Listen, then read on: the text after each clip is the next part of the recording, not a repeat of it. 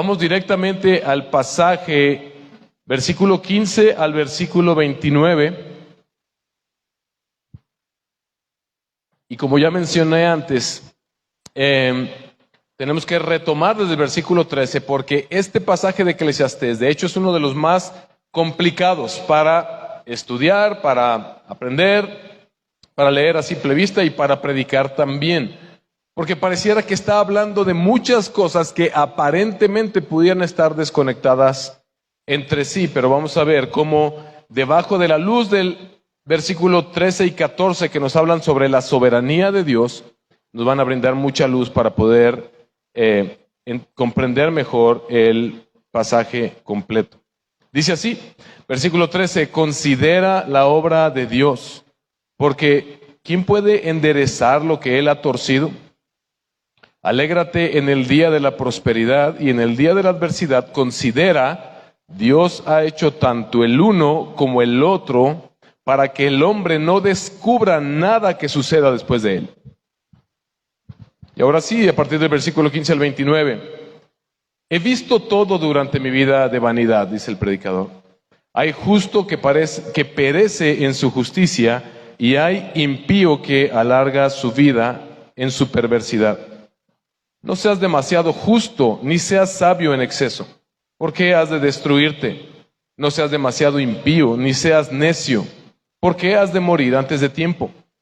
Bueno es que retengas esto sin soltar aquello de tu mano, porque el que teme a Dios se sale con todo ello. La sabiduría hace más fuerte al sabio que 10 gobernantes que haya en una ciudad. Ciertamente no hay hombre justo en la tierra que haga el bien y nunca peque. Tampoco tomes en serio todas las palabras que se hablan, no sea que oigas a tu siervo maldecirte, porque tú también te das cuenta que muchas veces has maldecido a otros de la misma manera. Todo esto probé con sabiduría y dije, seré sabio, pero eso estaba lejos de mí. Está lejos lo que ha sido y en extremo profundo. ¿Quién lo descubrirá? Dirigí mi corazón a conocer, a investigar y a buscar la sabiduría y la razón y a reconocer la maldad de la insensatez y la necedad de la locura. Y hallé más amarga que la muerte a la mujer cuyo corazón es lazos y redes, cuyas manos son cadenas. El que agrada a Dios escapará de ella, pero el pecador será por ella apresado. Mira, dice el predicador, he descubierto esto, agregando una cosa a otra para hallar la razón, que mi alma todavía está buscando, pero no ha hallado. He hallado a un hombre entre 1000, pero no he hallado mujer entre todas estas. Mira, solo esto he hallado, que Dios hizo rectos a los hombres, pero ellos se buscaron muchas artimañas. La vida, hermanos, está llena de paradojas. Una paradoja es un acontecimiento, es un hecho que ocurre, que parece que va en contra de la lógica, que parece que va en contra de aquello que debiera ser. Una paradoja es un acontecimiento que nos extraña o nos sorprende porque no es lo que se espera que suceda. Y este texto en el versículo 15 comienza con el predicador meditando acerca de una de las paradojas de la vida. La vida real, la que nos toca vivir en esta tierra, está llena de este tipo de paradojas. No somos llamados como creyentes, y lo he venido mencionando a lo largo de la serie, no somos llamados como creyentes a vivir en una burbuja de fantasía en la que ignoramos o escapamos de la realidad. Somos llamados más bien a, con la sabiduría de Dios, interpretar los tiempos y los sucesos de esta vida, incluso aquellos que no podemos comprender. La paradoja del versículo 15 es la siguiente. He visto todo durante mi vida de vanidad, dice el predicador. Hay justo que perece en su justicia y hay impío que alarga su vida en perversidad. Aquí el predicador está haciendo alusión a personas justas, personas buenas que mueren jóvenes, contrastado con personas malvadas que la misma maldad que ellos hacen pareciera que les alarga la vida. Se supone que esto no debiera de ser así. Dios en su palabra, en Éxodo 20, versículo 12, le dijo al pueblo los 10 mandamientos, y ahí Él le dice: honra a tu padre y a tu madre para que tus días sean prolongados en la tierra que el Señor tu Dios te da. ¿Qué está diciendo ahí? Si tú honras a tus padres, tu vida se alargará en esta vida. Deuteronomio 5:33. Anden en todo el camino que el Señor su Dios les ha mandado, a fin de que vivan y les vaya bien y prolonguen sus días en la tierra que van a poseer. Hermanos, y aunque en términos generales estas promesas sí se cumplen, es una realidad que si tú vives en el temor del Señor y en obediencia al Señor, puedes gozar de las bendiciones que el Señor te da. El Señor bendice la obediencia de sus hijos, pero aunque estas promesas son cumplidas la mayor parte del tiempo, también hay casos en los que esto no sucede. Hay excepciones en la vida que no podemos entender, que no logramos comprender. En la Biblia están narrados varios sucesos de este tipo. Piensa en Abel siendo asesinado por Caín. A muy temprana edad, Abel ofreciendo una ofrenda agradable al Señor por la envidia de su hermano cuya ofrenda no fue bien recibida delante del Señor. Él va y mata a Abel, Caín mata a Abel, y después, si tú continúas leyendo Génesis, te das cuenta que la vida de Caín se prolongó por muchísimos años. ¿Qué pasó ahí? ¿Está fallando algo en el plan del Señor? ¿Es un error en la Matrix? ¿Qué está sucediendo? Nabot, este joven que fue apedreado por no querer vender su heredad al rey, y el rey malvado lo manda a apedrear por haber hecho lo bueno. Esteban, quien fue martirizado por dar este valiente testimonio acerca de Jesús, fue apedreado y asesinado. Hoy en nuestros días vemos, por ejemplo, misioneros que son enviados a hacer la obra del Señor, que son asesinados a muy temprana edad. Pastores que durante este tiempo de COVID, algunos muy jóvenes, murieron por COVID. Creyentes que mueren de cáncer. Madres jóvenes que son piadosas, son creyentes, y de pronto vemos que también fallecen. Gente que tú y yo consideramos buena, y que de pronto situaciones contrarias suceden que les quitan la vida. Y esto nos puede llevar a inclinarnos a uno de dos extremos. El peligro está en que nosotros, si no interpretamos con sabiduría y con la sabiduría del cielo este tipo de acontecimientos, podemos caer en la tentación de inclinarnos hacia un extremo o hacia el otro. Ahorita les voy a hablar de esos dos extremos que el predicador nos muestra. Podemos caer en la misma tentación que en su momento en el Salmo 73 cayó el salmista. Salmo 73, versículo 12 al 14. Y te aconsejo que después lo leas en tu casa el Salmo completo. Miren, dice el salmista: estos son los impíos y siempre desahogados, han aumentado sus riquezas. Ciertamente, escucha lo que dice el salmista: en vano he guardado puro mi corazón y lavado mis manos en inocencia, pues he sido azotado todo el día y castigado cada mañana. En su sufrimiento, siendo o considerándose a sí mismo justo, el salmista llega a esta conclusión. Si tú continúas leyendo el Salmo 73, te das cuenta que luego llega un punto en el que él dice: y luego reflexioné y me di cuenta que era como una bestia que estaba pensando sin razón, y reflexiona en las bondades del Señor, y el Salmo termina muy distinto. Pero tú y yo erróneamente podemos llegar a pensar que estas situaciones que acontecen son directamente castigos de Dios sobre la persona a la que le sucedió o sobre tu propia vida. Y uno de los extremos a los que te puedes cargar es a tratar de ser en tus propias fuerzas mucho más justo para que eso no te suceda, o puedes caer en el otro error que es, como dice el Kohelet, tratar de abandonar la fe, abandonar la razón, abandonar la confianza en Dios y dedicarte al pecado completamente. Son dos tentaciones que los seres humanos, en las que los seres humanos incurren. Oye, ¿cómo es posible que haya pasado esto? Pues entonces, ¿de qué sirve ser cristiano? Pues mejor me voy al mundo y mejor me dedico a pecar, que a la final, de todos modos, a los buenos también les pasan cosas malas. Y por otro lado, está la tentación de decir, wow, a este cuate le pasó algo. El Kohelet nos sorprende en el versículo 16 con el consejo que nos da. Después de meditar en esto, nos da dos consejos. Versículo 16, no seas demasiado justo, ni seas sabio en exceso.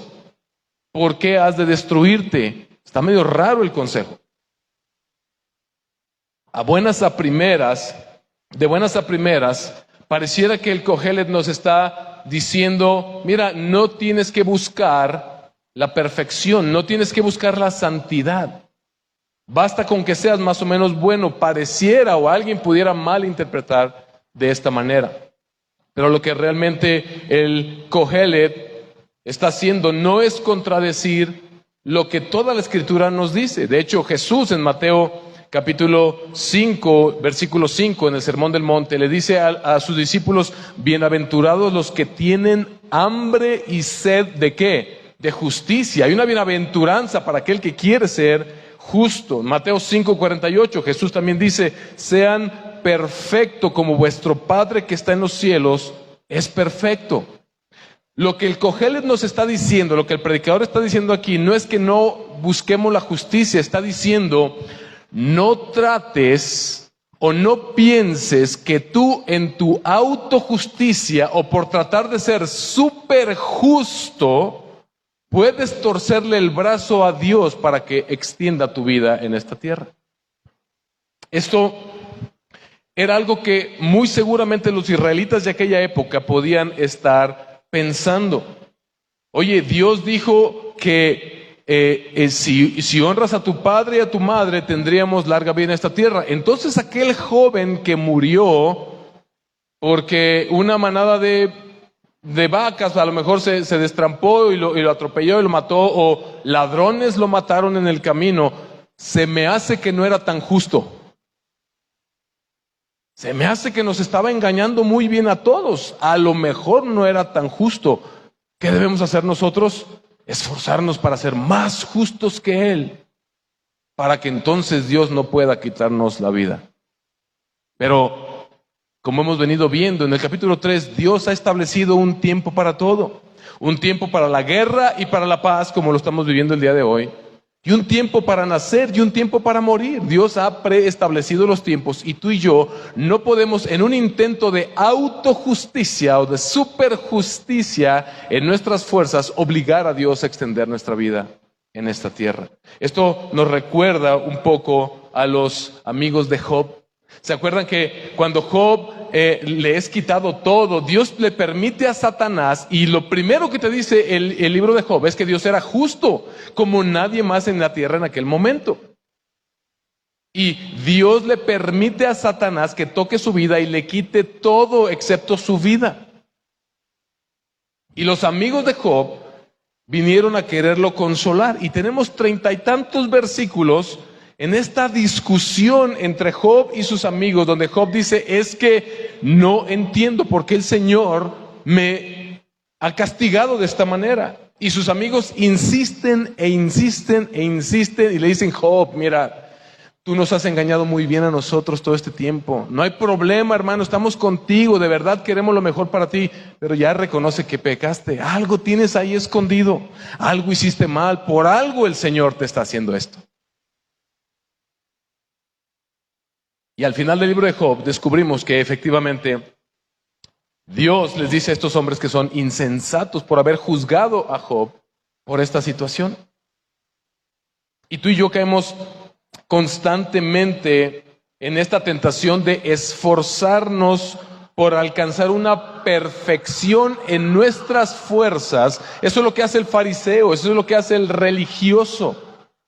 Tratar de compararse con los demás y tener una mentalidad en la que dice, es que si yo hago esto, si mi justicia logra ser superior a la de la mayoría de mis hermanos, a mí me va a ir mejor que a ellos. Y esto no anula que la obediencia al Señor trae bendición, pero tampoco anula el hecho de que hay situaciones en la vida que están fuera de nuestro control y que Dios permite que nos pueden afectar tremendamente.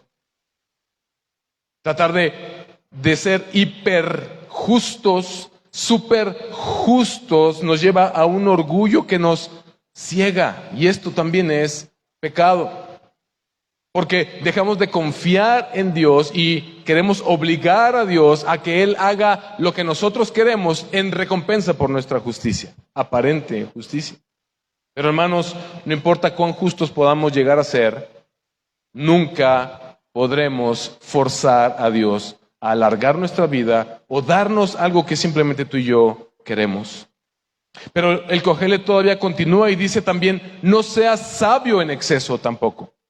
Porque perseguir la sabiduría por sí misma, para tratar a través de mi sabiduría interpretar la vida. Yo no necesito congregarme, yo no necesito ir a la iglesia, yo no necesito venir a Cristo, no necesito vivir una vida como la Biblia me manda, porque mi intelecto me ayuda a saber y a controlar ciertas cosas en esta vida. Y también está aquel que quiere saber más, quiere indagar más, y de pronto ese intelecto es algo que también lo lleva a apartarlo de Dios y a tratar de justificar todo lo que ve a través de razonamiento humano. Nadie, hermanos, deberíamos perseguir la sabiduría como un medio para querer llegar a ser iguales que Dios. Hermanos, es una tremenda bendición que el Señor no nos revele todo su plan perfecto. Es una tremenda bendición cuando tú y yo podemos en humildad reconocer, Dios sabe lo que hace.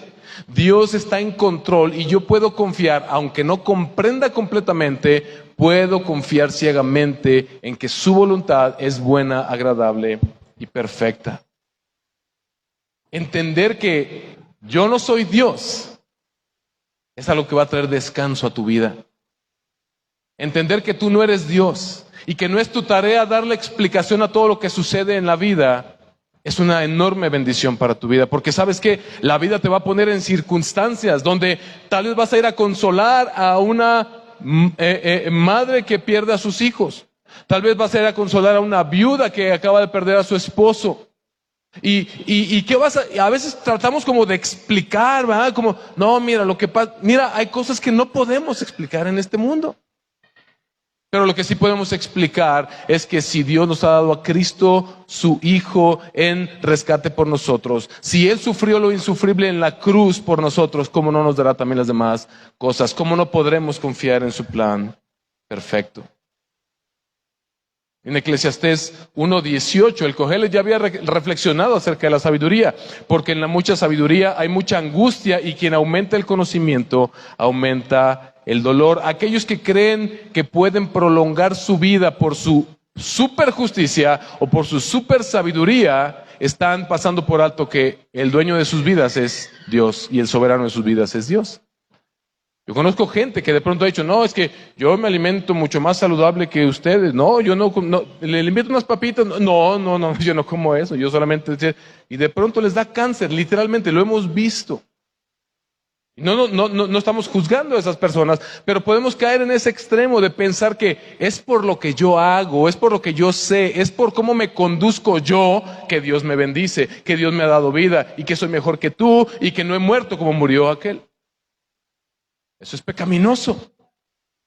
Proverbios versículo 16-18 nos recuerda que eso es orgullo.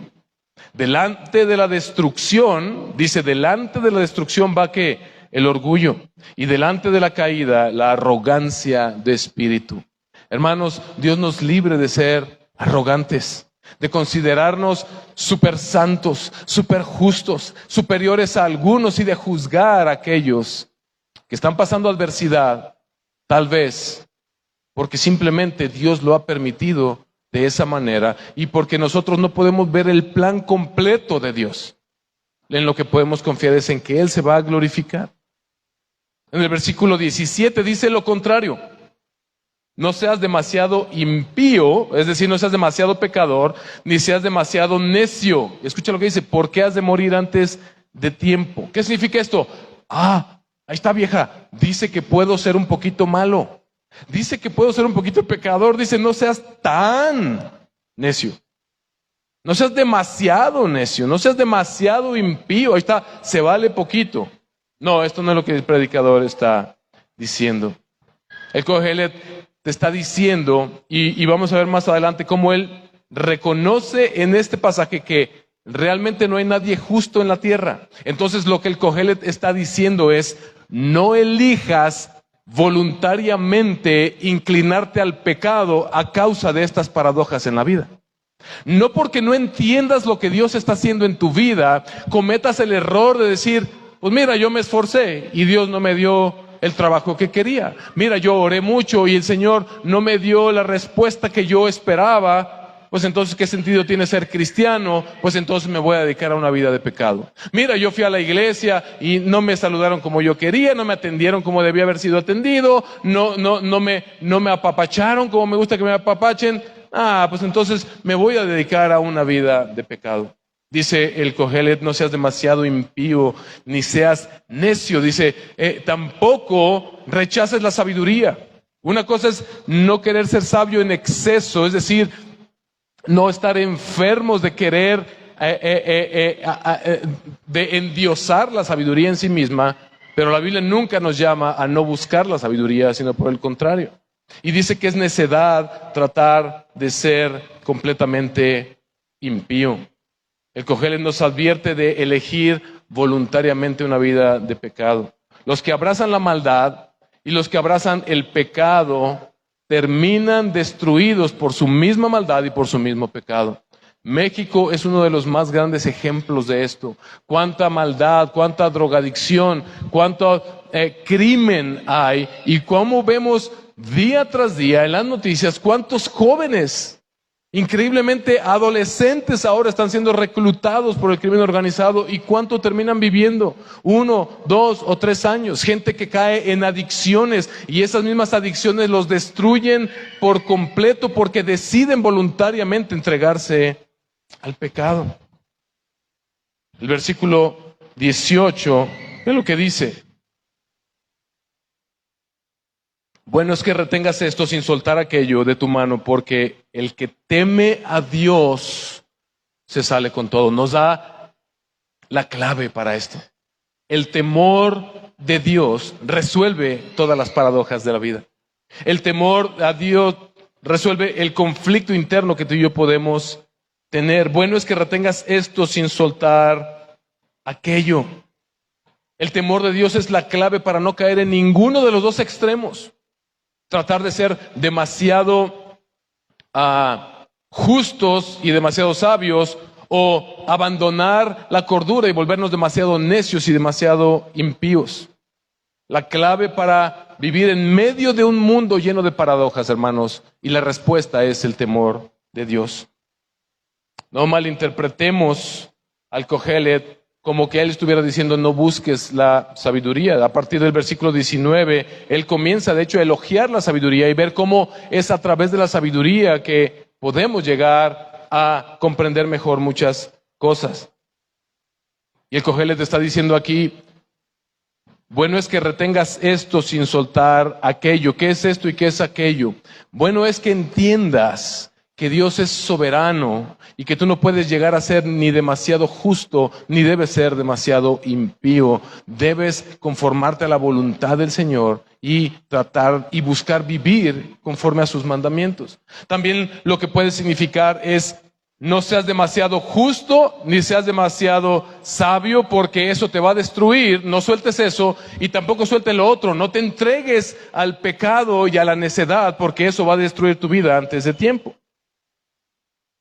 En el versículo 19 vemos que el Cogelet retoma el tema de la sabiduría. La sabiduría hace más fuerte al sabio que 10 gobernantes que haya en una ciudad. Más adelante, cuando lleguemos al capítulo 9, vamos a ver que el Cogelet pone el ejemplo de un rey, un gran rey, dice ahí, que era soberbio y malvado. Y en ese reino había un joven que era pobre, pero que era sabio, y que cuando vinieron los problemas, este joven sabio rescata al pueblo con su sabiduría.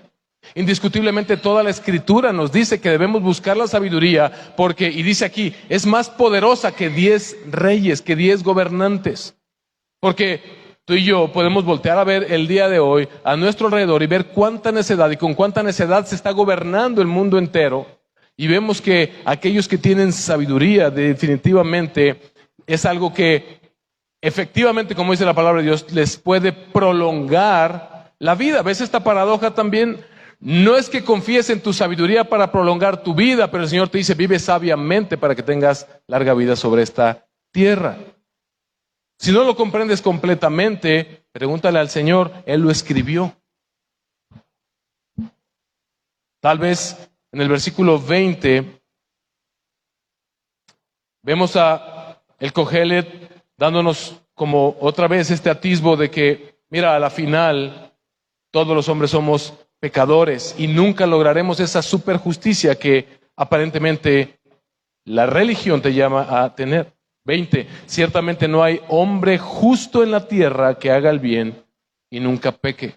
A lo mejor el apóstol Pablo se estaba refiriendo a este versículo en Romanos 3, versículo 9 al versículo 10, cuando dice, entonces, ¿qué? ¿Somos mejores que ellos? De ninguna manera, porque ya hemos denunciado que tanto judíos como griegos están todos, ¿quiénes? Todos, o sea, ellos y nosotros, bajo pecado. Como está escrito, no hay justo ni aún uno. Tal vez el apóstol Pablo se estaba basando en esta meditación del Cogelet, diciendo, mira, ¿quién pudiera torcerle el brazo a Dios con su autojusticia, con su superjusticia, cuando en realidad todos somos pecadores? Y continúa en esta temática de comprobar lo que se llama en teología la universalidad del pecado. Si tú conoces a una persona que te dice, no, es que yo soy bueno, esa persona necesita a Cristo. Y lo primero que necesita es darse cuenta que es pecador, porque no hay peor situación que considerarte bueno a tus propios ojos. Todos somos pecadores necesitados de un Salvador. Versículo 21 y versículo 22. Tampoco tomes en serio todas las palabras que se hablan, no sea que oigas a tu siervo maldecirte, porque tú también te das cuenta que muchas veces has maldecido a otros de la misma manera. Dice el Cogelet, no te claves con lo que dice la gente, porque si somos honestos, tú y yo también hemos maldecido a otros. El Cogelet está diciendo, mira, no te creas demasiado justo como para que a mí nadie me toca, de mí nadie habla, de mí nadie puede decir nada, yo soy intocable y el día en que chismean en contra de mí, córtalas o ya no voy a la iglesia. No sé. Mira, no te sientas súper justo, dice el Cogelet. Si eres honesto, tú también has juzgado mal a otros, has criticado a otros, has chismeado de otros, te has airado con otros. Recuerda la última vez que en el semáforo alguien se aventó y mentalmente se la refrescaste, ¿no? O cuando te criticaron justamente y te defendiste y actuaste tal vez hasta violentamente, o cuando alguien se te cierra en la moto, ¿no? Y le pitas y le haces ademanes y todo el rollo. O cuando alguien simplemente te cayó mal y en tu mente lo juzgaste o hablaste mal, o etcétera, etcétera. Si somos honestos, hermanos, somos igualmente pecadores. En el versículo 23, el Cogelet sigue meditando en todo esto y dice, no, necesito llegar al fondo de esto. Necesito descubrir por qué todo esto está sucediendo, todo esto de lo que viene meditando, y él quiere llegar a él a través de la sabiduría. Y ve lo que dice 23, todo esto, todo lo que ya he venido diciendo, probé con sabiduría y dije, seré sabio, pero eso estaba lejos de mí. Está lejos lo que ha sido y en extremo profundo, ¿quién lo descubrirá? El predicador es lo suficientemente sabio como para decirnos cómo vivir en medio de estas paradojas de la vida, en la que ya nos dijo, mira, en la vida suceden este tipo de cosas, que gente justa muere joven y malvados prolongan sus días. No lo entendemos, pero te aconsejo que no trates de volverte súper justo. Ya entendimos lo que es tratar de prolongar tus días por tu justicia, es un error. Ni tampoco te inclines voluntariamente al pecado. Tuvo suficiente sabiduría para darnos ese excelente consejo, pero el predicador quería ir más profundo, y a la final, él, aunque, fíjate, nos da estos consejos, nos dice qué hacer, pero no nos da la respuesta. Nadie sabe por qué suceden esas situaciones, solamente Dios lo sabe. Si te das cuenta, o sea, no te dice el predicador, mira, esto sucede porque así, teológicamente esto sucede. No. Y tú y yo tenemos que aprender a vivir con ese tipo de respuestas. No necesitamos tener la sabiduría que tiene Dios. Yo creo que nos volvería literalmente locos. No nos da la mente humana para comprender toda la profundidad. Hay cosas que simplemente no podemos comprender. Y el predicador trata los misterios de esta vida de manera horizontal y de manera vertical. De manera horizontal al ver lo que sucede, y de manera vertical al decir, Dios está gobernando sobre todo esto. Esto está más allá de nuestro entendimiento, porque Dios dirige esas cosas o permite que sucedan por algo que solamente Él sabe. Lo que sí sabemos es que toda la maldad que vemos en este mundo es resultado del pecado de los mismos hombres. Más adelante vamos a ver esto. Isaías 55, versículo 8 al 9, nos recuerda, dice el Señor, porque mis pensamientos no son los pensamientos de ustedes, ni sus caminos son mis caminos, declara el Señor, porque como los cielos son más altos que la tierra, así mis caminos son más altos que sus caminos, y mis pensamientos que sus pensamientos. Y tenemos que aprender a vivir con ello. Se vale preguntar, pero lo que no se vale es tomar decisiones en base a lo que no entendemos, decisiones erróneas. Cuando no entendemos lo que sucede en la vida, nuestro corazón debe inclinarse a buscar la dependencia y la voluntad del Señor. En el versículo 25, el predicador quiere continuar con esta investigación y nos dice dos resultados que él encuentra. Dirigí mi corazón a conocer e investigar y a buscar la sabiduría y la razón, y a reconocer la maldad de la insensatez y la necedad de la locura. Y hallé más amarga que la muerte a la mujer cuyo corazón es lazos y redes. Pero primero el versículo 25, dirigí mi corazón a conocer, a investigar y a buscar la sabiduría y la razón, y a reconocer la maldad de la insensatez. El Cogelet trató de entender con su sabiduría, con su observación, si era Salomón, con aquella sabiduría que incluso Dios le dio, pero él se da cuenta de que la sabiduría humana no es suficiente para responder a todas estas preguntas. Él trató de encontrarle sentido a la vida. ¿Y qué son las filosofías que existen en esta vida? ¿Quién ha estudiado aunque sea un poquito de filosofía?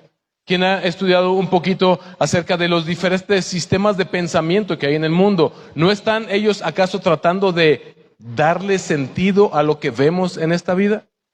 Y el Cogelet dice, a la final nadie llega a una conclusión real o a una respuesta verdadera. Y él dice que en esta meditación y en este intento de darle sentido, de encontrarle sentido a través de la sabiduría, dice lo primero que encontró: y hallé más amarga que la muerte a la mujer cuyo corazón es lazos y redes, cuyas manos son cadenas.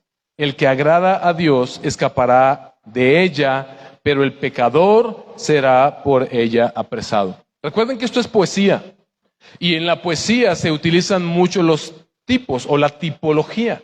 Se utiliza también la hipérbole, es decir, agrandar las cosas, y se utiliza también en esta manera de hacer tipología la personificación de algo. En este caso, aquí no está diciendo que las mujeres sean así de malvadas. El Cogelet, al igual que, como vamos a ver ahorita en Proverbios, que el salmista está personificando la maldad, la malicia, la iniquidad. En otras palabras, está diciendo, hallé más amarga que muerte a la iniquidad, cuyo corazón es lazos y redes, cuyas manos son cadenas. El que agrada a Dios escapará de la iniquidad, pero el pecador será apresado por la iniquidad. Está personificando la maldad. Y esto entonces trae a nuestra mente la pregunta, ¿por qué existe entonces el mal? Si Dios creó todo lo que existe, ¿Él creó también el mal? Y por eso suceden todas aquellas cosas. ¿Es nuestro Dios un Dios tirano que se está divirtiendo con nosotros como si fuéramos su jueguito de damas chinas o de ajedrez? La respuesta es no. Porque la narración de Génesis nos muestra cómo Dios hizo todo, ¿qué? Bueno. Todo bueno. Y algo que tú y yo peleamos siempre es, no, yo tengo mi libre albedrío, yo puedo decidir, yo quiero decidir. Ok, Dios nos dotó, nos hizo a su imagen y a su semejanza y nos hizo buenos con la capacidad de tomar decisiones por nosotros mismos, y de ahí es donde deriva la maldad. La maldad no fue creada por Dios, la maldad es algo que es menos, es restar a lo que se hizo bueno. Es como hacer defectuoso lo que se hizo bueno. Es algo menos que lo bueno que Dios creó. Pongo el ejemplo de la oscuridad. ¿La oscuridad existe? Santi, apágame todas las luces de aquí, porfa. Todas. Bájalas. Ahora ustedes acaban de quedar en oscuridad. ¿Qué fue lo que realmente sucedió? ¿Entró la oscuridad? ¿Vino la oscuridad de algún lado? ¿La oscuridad es qué? ¿Puedes volverlas a aprender, Santi?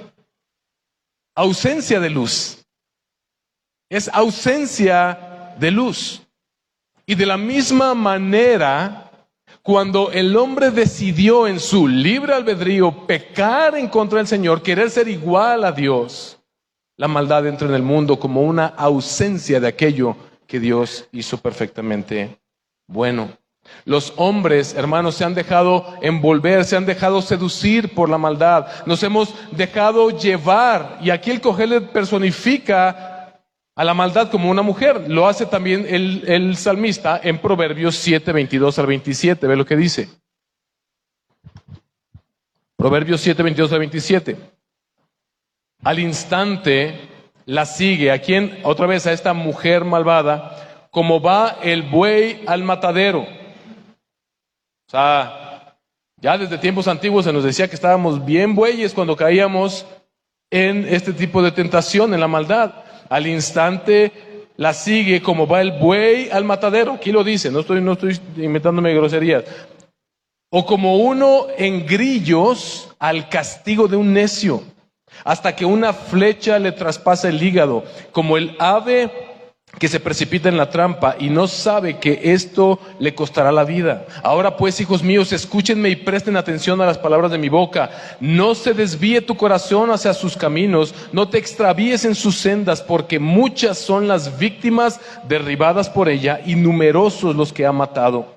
Su casa es el camino al Seol, es decir, al infierno o a la muerte, que desciende a las cámaras de la muerte. Hermanos, la maldad es seductora y es adictiva, por eso la personifica con una mujer como una prostituta. La maldad es seductora y es adictiva.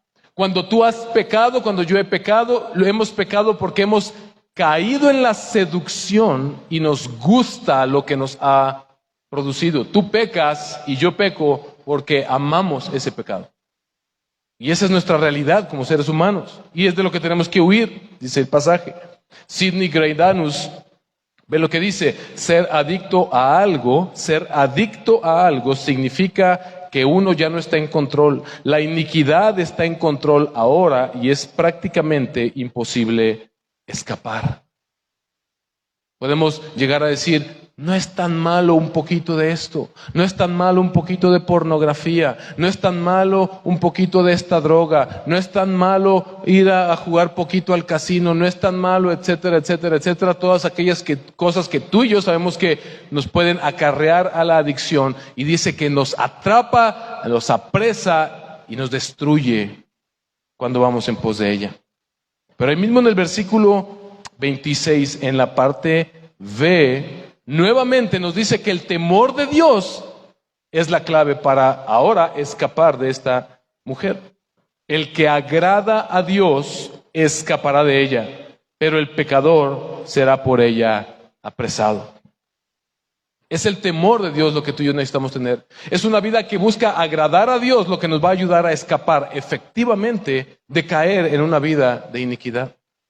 Jesús dijo en Juan 10, 27 al 28, mis ovejas oyen mi voz, yo las conozco y me siguen. Yo les doy vida eterna y jamás perecerán y nadie las arrebatará de mi mano. La razón que tú y yo tenemos como creyentes, o lo que Dios nos ha dado para poder escapar efectivamente y no seguir a la iniquidad como esta mujer seductora, es seguir a Cristo nuestro Señor, escuchando su voz y caminando en pos de Él. Y luego llegamos a la segunda parte que el predicador descubre, versículos 27 y 28. Mira, dice el predicador, he descubierto esto, agregando una cosa a otra para hallar la razón, que mi alma todavía está buscando, pero no ha hallado. He hallado a un hombre entre 1000, pero no he hallado mujer entre todas estas. ¿Qué quiere decir ahí el predicador? Que ni el predicador, aún con toda su sabiduría, como ya dije anteriormente, pudo explicar completamente las paradojas de la vida. Y es que esto sucede realmente. ¿Cuántos de aquí han estado, no levanten sus manos para que no sea así como competencia, pero cuántos de aquí han estado estudiando cada vez más la Biblia? Lo que se han dado cuenta, lo que nos damos cuenta cuando estudiamos la Biblia cada vez más, es que cada vez sabemos menos.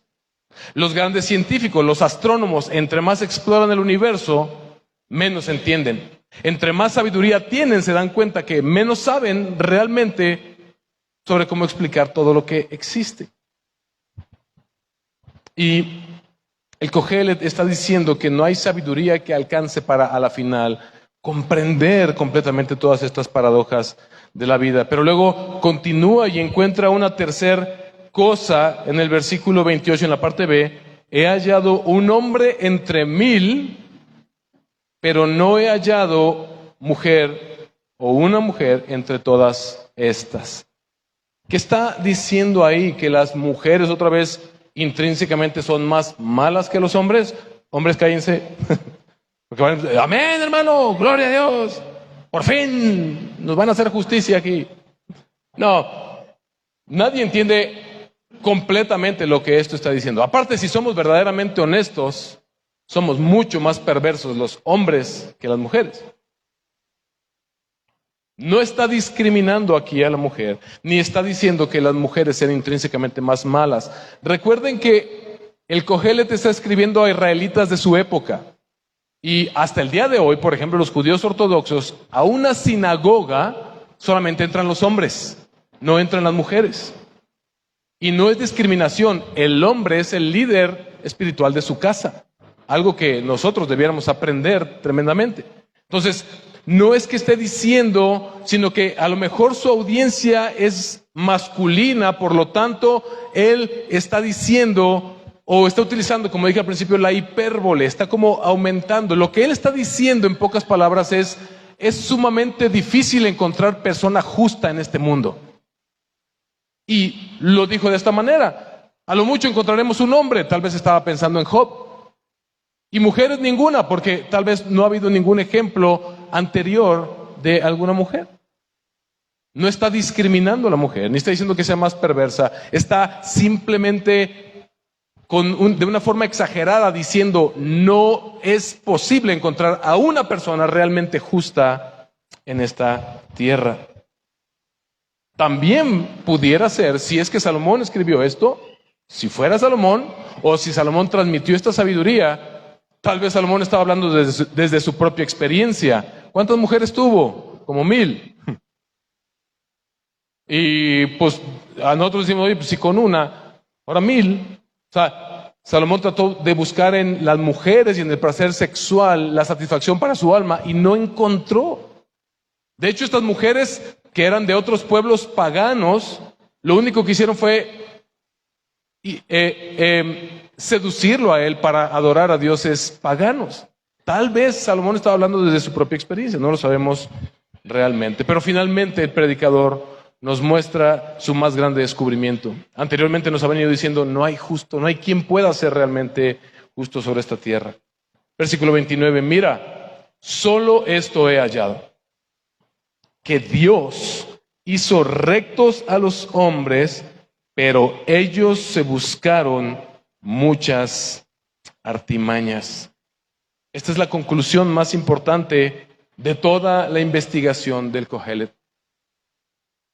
Esto es lo que él sí pudo darse cuenta. Después de buscar, de indagar, de encontrar respuestas, de encontrar personas justas en este mundo y no encontrar, se da cuenta de la única verdad que sobrepasa todas las verdades. Mira, solo esto he hallado, que Dios hizo rectos a los hombres, pero ellos se buscaron muchas artimañas.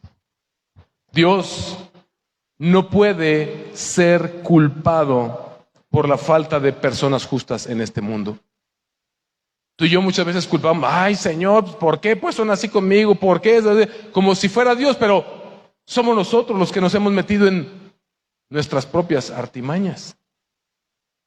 Dios no puede ser culpado de la maldad en este mundo porque Él todo lo hizo bueno, sino que nosotros hemos voluntariamente decidido huir de su voluntad y hacer aquello que es malo. Él hizo todo bueno. Aquí tal vez el Kohelet está aludiendo a Génesis, a la creación precisamente. Génesis 1:27, ve lo que dice. Dios creó al hombre a imagen suya. ¿A imagen de quién? De Dios. A imagen de Dios lo creó. Varón y hembra los creó. Dios es bueno, es santo, es justo. Y la razón por la que vemos tanta maldad en este mundo es porque los hombres, dice aquí el pasaje, se han buscado muchas artimañas. Como dice la NTV, han buscado seguir su propio camino descendente. Somos buenísimos para culpar a los demás. Si los demás no fueron así conmigo, yo no sería así con ellos. Si mi papá no hubiera sido así, yo no hubiera sido así. Si mi abuelito no hubiera sido así, mira, nada de esto es justificable. Han buscado seguir su propio camino descendente, dice el Kohelet, porque siempre hemos tenido a Dios y a su palabra disponible para guiar nuestras vidas como una luz en medio de nuestra oscuridad. Tal vez él está pensando en estas historias del Génesis, acerca de la caída del pecado. Tal vez en Adán y Eva, cuando cayeron en la primer artimaña de tratar de ser igual a Dios, de ser sabios como Dios. Y esa artimaña, vemos que ese plan fracasó rotundamente. Y después vemos, si sigue leyendo Génesis, cómo los hombres, en lugar de volverse sabios, adquirieron conocimiento del bien y el mal, y se proliferó el pecado, el sufrimiento y la muerte, como vemos en Génesis 3, del 16 al 22. Y vemos después de eso que los siguientes hombres trataron de controlar su propio destino, construyendo una gran ciudad y desarrollando agricultura, arte, tecnología, como vemos en Génesis 4, 17 al 22. Y todos estos esquemas, todos estos artimañas también han fracasado. El Señor vio que la maldad de la humanidad era ya demasiada sobre la tierra y que que toda inclinación de los pensamientos, dice Génesis 6:5, de los corazones de los hombres era solamente de continuo el mal. Y el Señor envió el diluvio, esta gran inundación. Después del diluvio vemos cómo los hombres se planean otra artimaña e intentaron construir una gran ciudad, Babel. Y dijeron, construiremos una torre cuya cúspide llegue al cielo y aquí nos vamos a poder independizar de Dios. Otra artimaña que también fracasó completamente. Dios los esparció sobre la tierra y confundió sus idiomas. Un esquema tras otro. También en el una artimaña tras otra, también en los profetas. Vemos a Isaías reconocer esto: todos nosotros nos descarriamos como ovejas, todos nos apartamos por nuestro camino. Entonces, llegamos al punto en el que realmente el hallazgo más importante del Kohelet, del predicador, es Dios hizo todo bien, nosotros hemos torcido todo. Él hizo a los seres humanos rectos y justos, pero deliberadamente nosotros nos hemos metido en muchas artimañas, nos hemos buscado muchas artimañas que han conducido al dolor, a la muerte y al sufrimiento. Nuevamente, esto es una respuesta, pero no sigue, la paradoja sigue sin resolverse. No soluciona la paradoja de por qué hay justos que mueren jóvenes y malvados que alargan su vida. No soluciona no nos da la respuesta específica a esa paradoja. Es verdad que el castigo por el pecado original fue la muerte. ¿Se acuerdan cuando Dios les advirtió: el día que de este árbol coman, ciertamente morirán? Y la muerte entra en el mundo cuando Adán y Eva deciden pecar. Pero cuando hombres justos o jóvenes mueren, nosotros no podemos interpretarlo a la luz de eran peores que nosotros, por eso merecían morir. Porque de hecho en el versículo 15 dice: he visto todo durante mi vida de maldad, hay justo que perece en su justicia. No está hablando de todos los jóvenes que mueren, incluso los que se meten en artimañas. También dijo que aquellos que siguen la maldad acortan sus días porque mueren en la misma maldad. Pero aquí está hablando y nos advierte de no juzgar y no considerarnos más justos que ellos cuando vemos que esto acontece. ¿Por qué los justos perecen en su justicia? El maestro no lo pudo responder, el predicador no lo pudo responder, el Kohelet no lo pudo responder. Hermanos, Jesús murió a los 33 años. Jesús murió a los 33 años. Leemos que antes de este sufrimiento tremendo, de su juicio injusto y todo el castigo que le infligieron, Él está en Getsemaní orando: Señor, si es posible que pase de mí esta copa. En su humanidad, en su juventud, Él tal vez por primera vez sintió ese temor en su corazón humanamente, pero luego Él dijo: pero no se haga mi voluntad, sino que se haga tu perfecta voluntad. El mensaje del maestro, del Kohelet, es ya que tú y yo no podemos comprender por completo este mundo paradójico, debemos encomendarnos al Señor. Debemos confiar plenamente en que Él es santo, justo, sabio, amoroso y perfecto. No debemos de tratar de prolongar nuestras vidas tratando de ser súper justos. No podemos obligar a Dios a prolongar nuestra vida con nuestra autojusticia. Renunciemos a ser como los fariseos. Renunciemos a ver la vida desde una perspectiva en la que nos consideramos superiores a otros. Pero también esas incertidumbres de esta vida, esas paradojas de esta vida, no son un pretexto para abandonar la fe y dedicarnos a una vida de pecado que nos llevará a la destrucción de nuestros cuerpos y de nuestras almas. Cuando Jesús estuvo en la tierra, Él proclamó este mismo mensaje. Jesús les advirtió a aquellos que estaban pecando deliberadamente y les dijo que los que no se arrepintieran serían arrojados al lago de fuego. Mateo 11:21, ay de ti Corazín, ay de ti Betsaida, porque si los milagros que se hicieron en ustedes se hubieran hecho en Tiro y Sidón, hace tiempo que se hubieran arrepentido en silicio y ceniza. Mateo 24, 48 al 51. Pero si aquel siervo es malo, esto es Jesús hablando, y dice en su corazón, mi Señor tardará, empieza a golpear a sus consiervos y come y bebe con los que se emborrachan, vendrá el Señor de aquel siervo el día que no lo espera y a una hora que no sabe, y lo azotará severamente y le asignará un lugar con los hipócritas. Allí será el llanto y el crujir de dientes. Mateo 25:41, otra vez Jesús advirtiéndonos acerca de una vida de pecado. Entonces dirá también a los de su izquierda: apártense de mí, malditos, al fuego eterno que ha sido preparado para el diablo y sus ángeles. Y al mismo tiempo Jesús también les advirtió a los fariseos, a estos que pretendían ser súper justos. Mateo 23:23-24, hay de ustedes, escribas y fariseos, hipócritas, que pagan el diezmo de la menta, del anís y del comino, y han descuidado los preceptos más importantes de la ley: la justicia, la misericordia y la fidelidad. Estas son las cosas que debían haber hecho sin descuidar aquellas. Guías ciegos que cuelan el mosquito y se tragan el camello. El apóstol Pablo también escribió acerca de los intentos de estos líderes religiosos de ser super derechos en su propia aparente justicia. Romanos 10, versículos 2-4. Porque yo testifico a su favor de que tienen celo de Dios, pero no conforme a un pleno conocimiento, pues desconociendo la justicia de Dios y procurando establecer la suya propia, no se sometieron a la justicia de Dios, porque Cristo es el fin de la ley para justicia a todo aquel que cree. Pecamos cuando tú y yo queremos ser súper justos y tratar de imponerles a los demás que vivan como nosotros, que hagan lo que nosotros hacemos, que sean como nosotros, cuando olvidamos que somos también pecadores necesitados de un Salvador. Esta obsesión por establecer la propia justicia es algo que ha venido sucediendo durante toda la historia de la iglesia.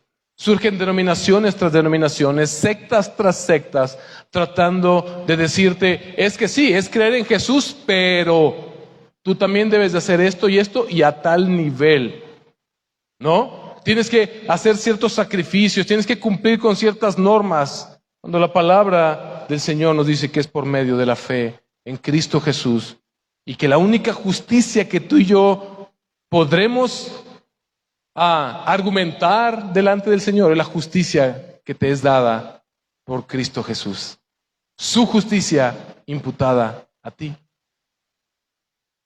Incluso hoy, y esta advertencia va completamente al grano, nos dice: no seas demasiado justo. Jesús dijo: no he venido a llamar a los justos, sino a los pecadores.